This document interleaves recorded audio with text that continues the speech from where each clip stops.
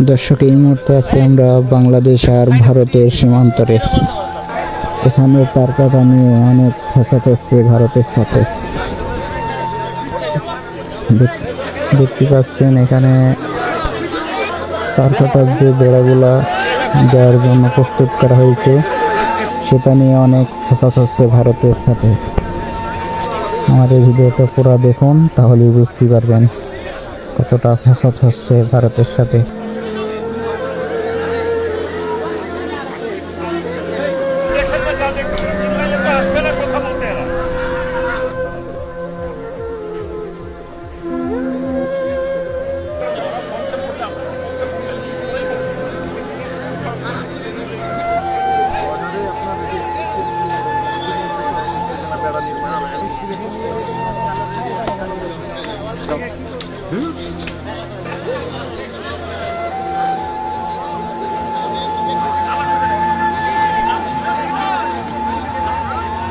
দেখেছি খালি আছে ভাই, খালি আছে খালি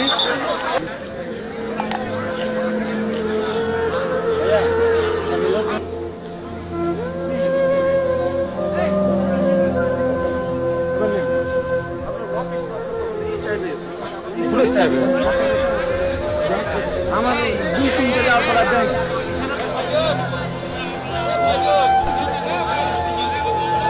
মনে প্লিজ, না ওকে ওকে ইটস ওকে। আমাদের একটু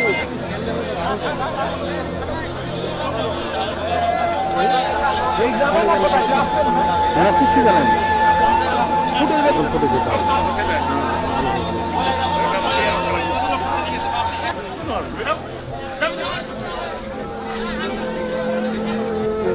এই রোডটা কি আগে থেকে ছিল?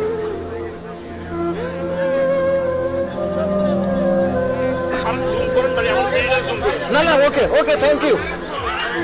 এই বেশ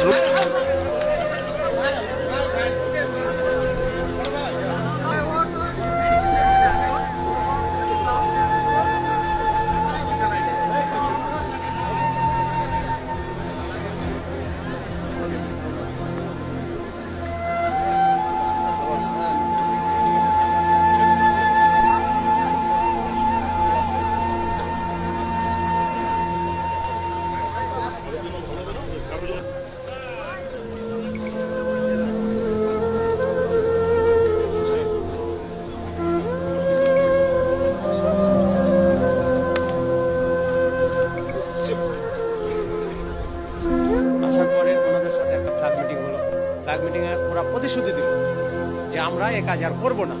যেহেতু নোম্যান্স ল্যান্ড অর্থাৎ যে পিলারটা আছে, এই পিলার থেকে আমাদের ওরা যে আরটা দিচ্ছে, সেখানে মাত্র কোথাও 30 গজ, কোথাও 40 গজ, কোথাও 50 গজ। আন্তর্জাতিক আইন কিন্তু সেটা বলছে না। আন্তর্জাতিক আইন বলছে কি 150 গজ 200 গজের বাইরে কিছু করতে হবে, এখানে কিছু করা যাবে না। আমাদের বিজেপি সজাগ আছে, এখানে কোনো তাদের সাথে কম্প্রোমাইজ হবে না। বিজেপির এক কথা, আমরা যেহেতু কাছ থেকে বিজেপির সাথে থেকে শুনেছি, বিজেপির একই কথা যে আমরা কোনো ছাড় দেবো না। আমরা স্থানীয়ভাবে চাই যেন তারা আন্তর্জাতিক সীমানা লঙ্ঘন না করে। ওরা ওদের জায়গায় থাকবে, আমরা আমাদের জায়গায় থাকবো। কি করেছে ওই যে তার ভাড়া দিচ্ছে, অবৈধভাবে তার ভাড়া দিচ্ছে, কেন দিবে তারা তার ভাড়া? এটারই প্রতিবাদ জানাচ্ছি আমরা। আমি স্থানীয় এলাকার বাংলাদেশের একজন নাগরিক হিসাবে এটা আমি জোর দাবি জানাচ্ছি, এই তার ভাড়া বন্ধ করা হোক, বন্ধ করা হোক, বন্ধ করা হোক। এর আগে ভারতের বিএসএফ এর অধীনে, মানে ভারতের বিএসএফ এর নেতৃত্বে একটা যেটা ভারতের সীমান্ত আছে, এখান থেকে তারা আন্তর্জাতিক নিয়ম লঙ্ঘন করে মানে 150 গজের ভিতরে একটা রাস্তা প্রতিস্থাপন করেছে। এর আগে হচ্ছে আমাদের দেশের প্রধানমন্ত্রী কোনো প্রতিবাদ জানায়নি। এখন পরবর্তীতে তারা আবার ওই 150 গজের ভিতরেই তারা আবার কাঁটাতার দিতে যাচ্ছে, যেটা আমাদের জন্য একটা ভয়ঙ্কর পরিস্থিতি তৈরি হচ্ছে। দেখা যাচ্ছে এখানে কৃষক আসতে ভয় পাবে। তো এইখানে তার বেড়া প্রতিস্থাপনের বিপরীতে আমরা সহ আমাদের এলাকার সব কৃষকেরা এটার প্রতিবাদ জানিয়েছি।